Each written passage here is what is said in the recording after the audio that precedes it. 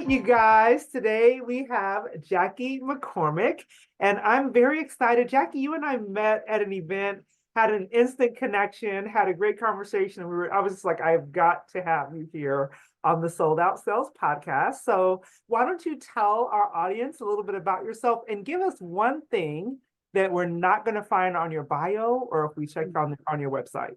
Okay. All right. Well, yes. I have been in the leadership development, consulting, and executive coaching space for about 15 years. And so it's been an amazing experience. Recently, I have partnered and kind of branched off in a new direction, focusing on resilience, because I think, you and I have talked quite a bit about like what's really missing. And all of these development efforts are well intentioned, well researched, they're well executed, but they miss a foundation. And so we've really focused on that. And so I'm here based in the Phoenix area. I'm actually a native. So there's not many of us left, Tish. You know how that goes. But yeah, I'm here. I've got 3 boys. I'm a busy mom, busy wife, and a busy business owner. So I'm just thrilled to be here with you. Yeah, and I'm also a member of the No Women's Group with you, which I'm thrilled to be connected with. We can just literally give them a shout out because Yeah. this organization, I've been a part of lots of networking groups, lots. It's part of my business, right? I teach people how to network and sell. And this is one of the No Women. For those of you all who don't know what we're talking about, go to the No Women, KNOW.com, and you'll read about this organization that is pretty much I say regional. I know there's the primary I think flagship, if you will, is here in Phoenix, and then North Carolina, Florida, New York. I don't know if there's any other locations yet, but I know it's growing pretty quickly. Yeah. But we met at an event, and yeah, and it's just been great. So this is a fantastic organization. But let me ask you about your organization. I want to know a little bit about WildFig, and I'd love to know the story behind it because it's spelled so cool. It's WYLD for those of you all who are listening and not watching. WildFig. Tell us a little bit about it and what's the story behind WildFig. Okay. Well, the part of your question that I missed is actually the background for WildFig. So I'll start with that. The piece of that's missing in my bio is that my entire career was born out of a crisis in my life of resilience. I didn't have it. And I went through a period in my early 20s, feels like a million years ago now, but it really showed me some areas in my life where I was really lacking. And so, going through that self journey, going and getting the tools that I needed led me into coaching and led me to a style of coaching and a niche that really aligns with what I do, which is working with executives and leadership. But that resilience piece has really stayed with me. And over my career, I've seen this lack of foundation time and time again in extremely high performing individuals. And what I would often see was there was great success and a lack of happiness. And we say you want to be successful and happy, right? What's the point of success if you can't be happy? And it's hard to be happy if you don't have a measure of success in your life. They really can coexist. And so about, gosh, several months ago now, a colleague of mine who is a fantastic organizational psychologist approached me because I do a lot of work in the emotional intelligence space.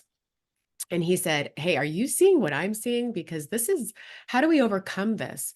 And so we had a lot of discussions and we got onto the symbol of the wild fig tree, which is a species of tree which has actually the deepest root structure of any tree on the face of the planet, right? So it's native to South Africa, but its roots can go down 400 feet. And it not only goes deep, but they go sideways, which is a really interesting combination because like us, we have to have deep root structures. We have to be able to be resilient. We have to be able to bounce back. And a big part of that is developing mental fitness, self-command. Can we control how we view and interact with our environment? But can our roots go sideways? Can we access amazing support systems, amazing women, amazing friends. And can we do that help buoy our resilience?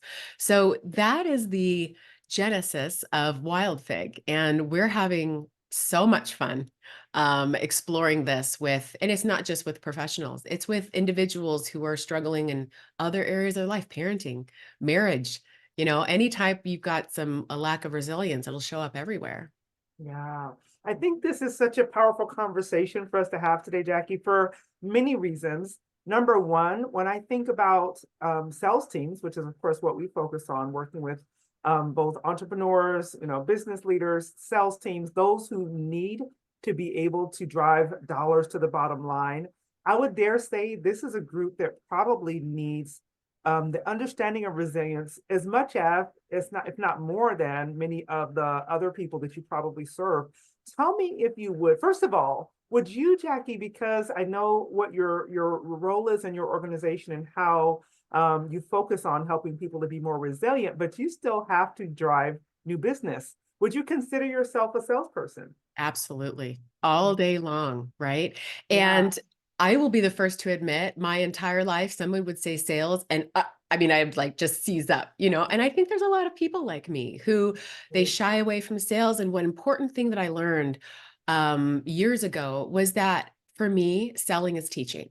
It I is. can sell through teaching and have it be a very natural, not pushy conversation. I had all kinds of ideas about what sales really look like in my mind, and it doesn't need to be that way. So, yes, I am a salesperson all day long, and I sell people through experience and through impact, right? You can give people success bits at a time, and that's sales.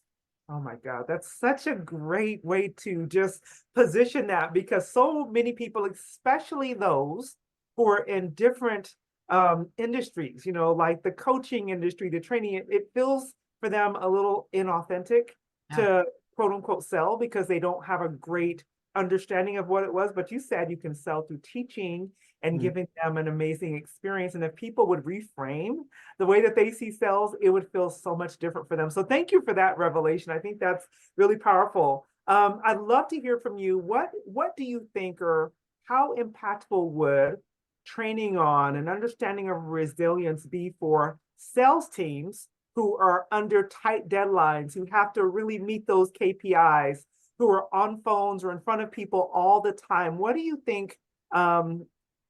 I guess, how would you describe the need for resilience in that world, in the industry of sales? It's an incredible need in that industry because sales is in a has a high performance culture, right? To Yeah. be successful in sales, you have to perform. And there's a speed element to that as well. And so in the element of resilience is so important because you have to be able to self-correct and moderate real time. It's not like you can go, like mindfulness is so important. It's a big part of resilience, but it's not like you can say, hold that thought, customer. Let me get to my dark room, do a mindfulness exercise, reset, reframe, and then jump back in. That's not real, right? So you have to be able to do resilience techniques real time, invisibly. The person that you're in front of doesn't know that you're reconnecting your breath, you're reconnecting your body, you're understanding, putting the saboteurs away, and you're right, because they're there. We all have them. And there's the judge that comes out loud and strong, especially in sales conversations. Um, the most important thing with resilience is when you lose resilience, you stop giving your customers what they need. You stop hearing what they need. You start listening to what you need because you feel like you're on unstable ground. And that to be successful in sales, you really can't do that. You have to be able to continuously focus on serving your client and meeting them at their point of need. So resilience, I would say you're right, Tish. I think that there's probably no greater profession that is in need of resilience training than sales because it's emotionally charged, right? Up and down. There's a lot of rejection. There's a lot of no's, and you have to get comfortable in that land of no Yeah. uh, to be successful. So I love that. And I'd love to at some point during our conversation have you maybe share with the audience what that might look like in real time, because you're absolutely right. you're having like 4 conversations in your head while you're having one conversation with your potential client.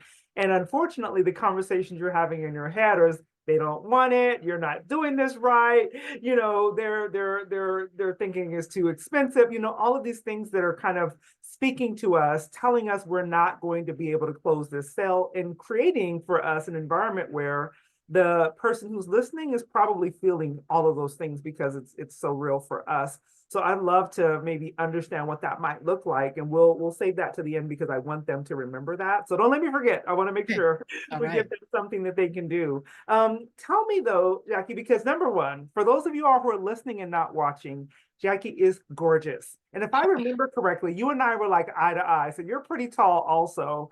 Yeah. Um, and so when people like when we walk into our room, it's like people automatically assume, oh, she's confident. She knows her stuff. She's got it all together. I believe that confidence is one of the primary sales tools that we Yeah. carry. It's one of the things that helps us to really believe that we can accomplish the closing of that sale and to invite people into new business, more so than competence. But tell me, if you've always had tremendous confidence, do you ever struggle with it now? Give us your confidence story, Jackie.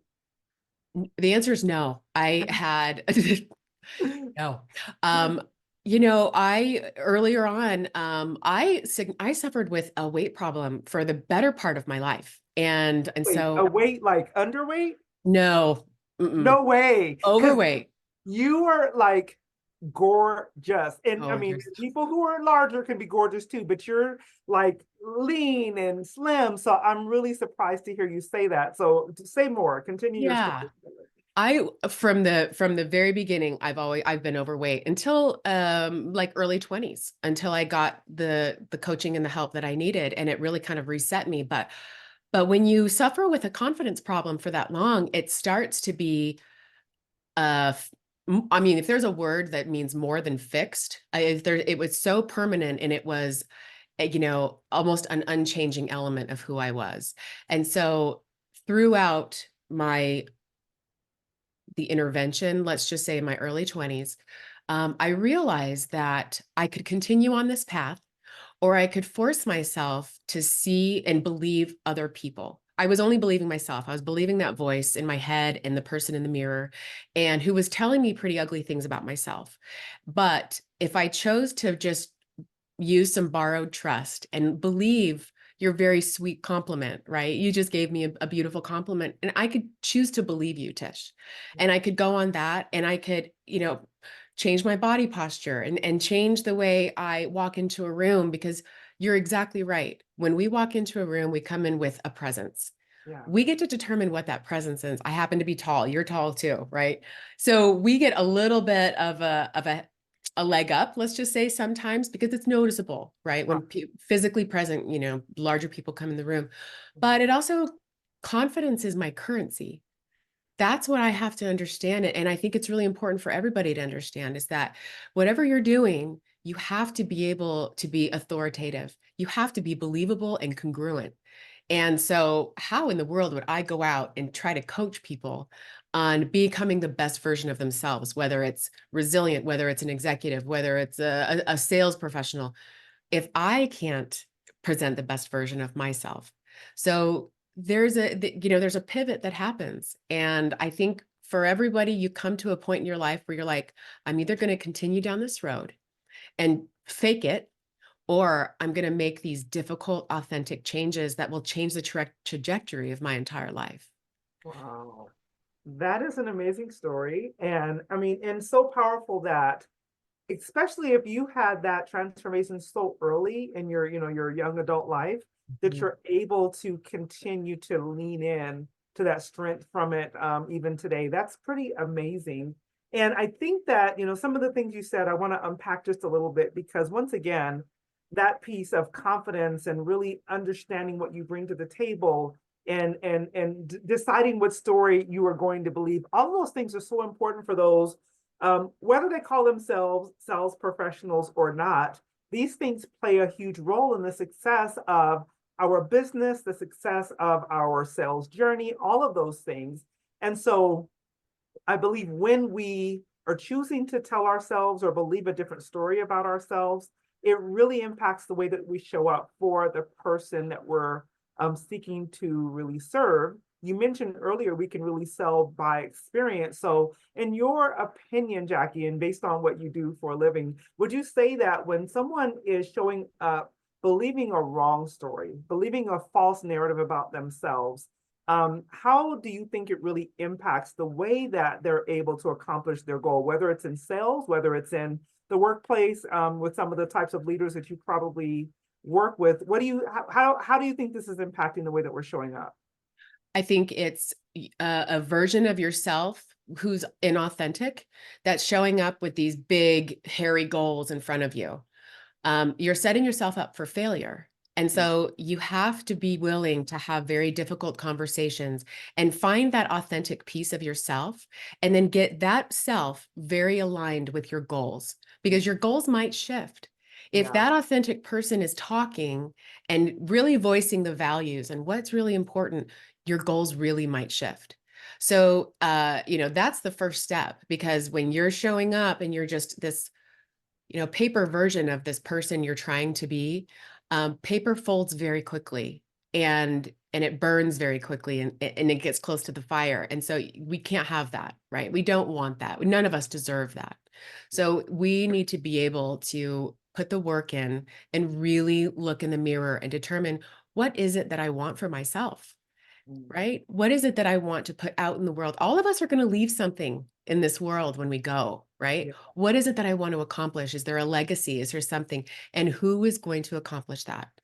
What version of me is really going to come forward? And where's my power?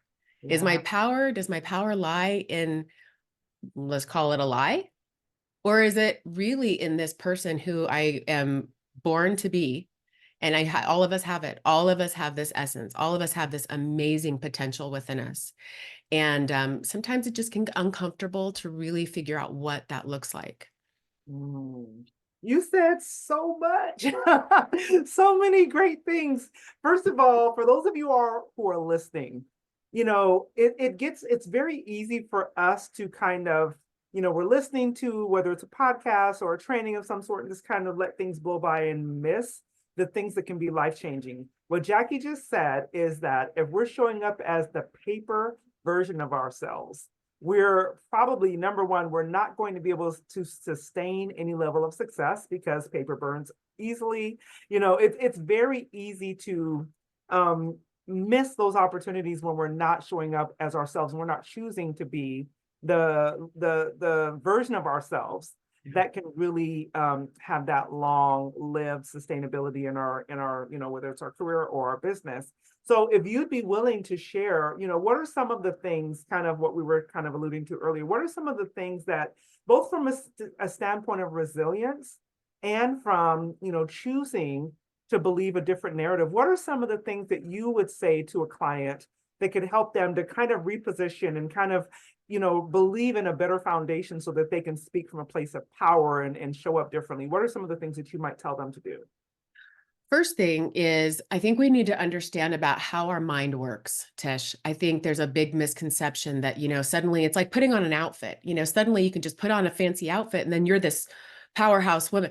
It doesn't work that way. Or, it might work for an evening, but by the end of the night, you're going to be exhausted. The behavioral stress that really takes when it's inauthentic is incredible. So the first thing is to understand that our minds are prediction-making machines. We build however we feel are based on predictions of our past experience. So how do we change that, right? If we have this pool of really negative, unsuccessful, you name it, past experiences, how do you change what's in the pool so that our minds can build better predictions? We can feel things authentically about ourselves. We have to practice and practice and practice. It comes from mindfulness exercises, not, you don't need to go into deep meditation, mini mindfulness, getting back and touching and realizing at your core and feeling your body again. Who is this person, right? What is she capable of? The second thing is recognizing negative emotions when they're popping up. I think that we get really good at masking them or believing them. believing that these negative emotions based on an experience outside of us is determining who we are. And so that is a big part of resilience. And I think it's a lot easier said than done. And I know it is actually. But focusing first, if I were to give one piece of advice to the listeners, it's start with mindfulness. Start with being able to command your mind, being Mhm. able to, in the moment, you're in that tough sales call or in that right face to face, right? Even more, tense and important.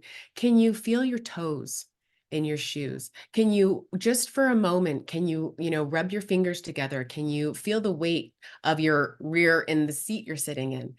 All of these things reconnect you and they will ground you. So like we talked about the saboteurs that are going and going, and you got the voices that are almost louder than what the person's saying in front of you.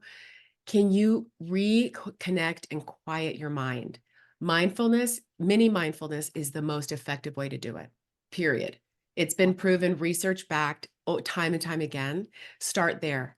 And then you can build on really establishing true mental fitness and emotional resilience. Yeah.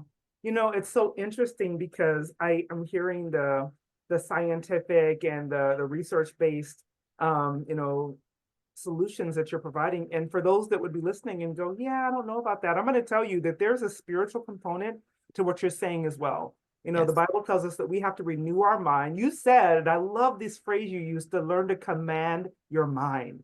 And Yes. so if we will allow our mind to kind of run free, it will tell us all kind of lies. It's Mhm. built that way, right? You're right. Yes. It's built to go back into history and pull out old experiences, many of them being negative, and kind of help you to forecast what's coming, which means we're probably forecasting negativity already because it's what we've experienced before, what we've been telling ourselves. So I think what you're giving us is such powerful, I think practical also information that people are able to really grasp and make some significant changes. Because if you're in the world of sales, whether you're a business owner, whether you work for an organization, whatever you may, however you might categorize yourself, you have got to learn how to show up as the person you need to be and Mhm. not pretending, not being the paper person. I was sharing during a message. I was teaching at an event this past week, and I was sharing with them, you have to become the person that your client needs, the person that who can actually serve them at a high level. And it is exhausting when we're putting on these weird hats or these outfits, thinking I'm that person, but just for the moment, instead of doing the deeper work required to really shift how we think, how we see ourselves, how we present our offers, all of those things. This has been such good information, Jackie. Oh. Such great information. I'm so glad that you were able to spend time with us. I'd love to hear from you a couple of things. Because you are, though you're not in sales, you are absolutely in sales. What would you say has been your biggest sales flop? What's the one time you remember like, oh, I blew that. I should have done this, or I should have said this differently. What's been your biggest sales flop, and what did you learn from that? Gosh, Trish, there's been a lot. Yeah, There's for been a me. lot, girl. Uh, one of the biggest ones I can remember, and actually pretty embarrassingly recently, I'll just say for what I do, I had a very large client, very large, almost quasi-government agency. And I just, for whatever reason, I wasn't listening to what they needed. I had in my mind, based on the structure of their organization and who was at the table, I had this great spiel and I just launched into it. And I lost him. I completely lost him. I lost the conversation. I lost, what are they looking for? What do they need? And more importantly, I lost the ability to find in myself, how can I serve this need? How can I step into this space and make an impact? And they were, of course, amazingly gracious. And, but I didn't get the contract, right? Yeah, It was a big flop. It was a yeah. big flop. And I left there like, what the heck just happened? I don't, and I've done that before. I've done it before. And I know I'm not alone in it, right? No, It's not at just, all. we get in our heads, we say what we think we need to say, we stop listening and we've lost it. So, yeah, that would be the biggest one that comes to memory. What would you say is the biggest lesson you've taken away from that? Just listen, listen first, Yeah, listen first. I love That, that. you know, Yeah. simple. Yeah, I think that we get the misconception that if we just tell it all, we share with them how amazing we are. Not to say you did that, but we talk and talk and talk, and we many times miss the opportunity. So thank you for your vulnerability and sharing that, because it's something I think we've all been through, we've all dealt with, and we can all learn something from. Jackie, who are you uniquely gifted to serve? Uh, I am uniquely gifted to serve people in transition. So whether you're facing a leadership issue, whether you're trying to scale, whether you're, any type of transition, where that's the period of our lives where our deep root structures, like the wild fig tree, really matter. It's not when we're cruising. It's when you're in that transition stage when we start to feel that stretch. So that is my ideal client, is someone that's starting to feel that stretch and feeling the unsure, like I'm pushing some boundaries. I don't feel okay with it. That's where we really have to dig down. Instead of going out and pushing against these boundaries, let's dig down first.